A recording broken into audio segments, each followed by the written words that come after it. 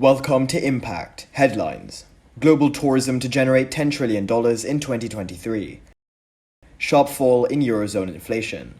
Oil prices impacted by supply cuts and possible Iran sanctions. The World Trade and Tourism Council predicts that the global travel and tourism industry will generate about $10 trillion by the end of 2023.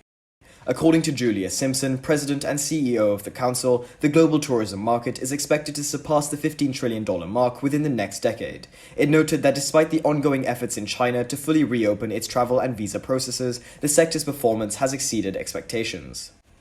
Impact on Sri Lanka. This is great news for Sri Lanka. In the first 10 months of 2023, over 1.1 million visitors arrived in the country, significantly higher than a year earlier.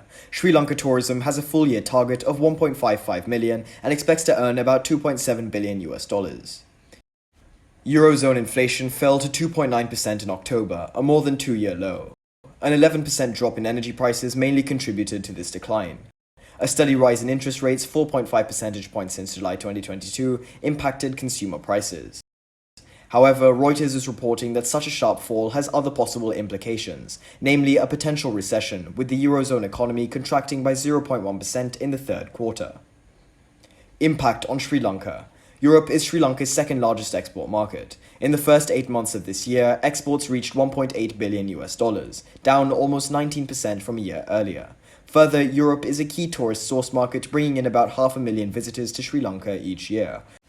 Oil prices remain volatile as Saudi Arabia and Russia said they would maintain their oil output cuts until the end of the year, and due to concern of more US sanctions on Iranian oil. Reuters reported that despite this, Brent and WTI contracts fell last week as the geopolitical risk premium faded, with US diplomats meeting Middle East leaders to limit the risk of the Israel-Hamas war causing a wider conflict in the Middle East. Impact on Sri Lanka.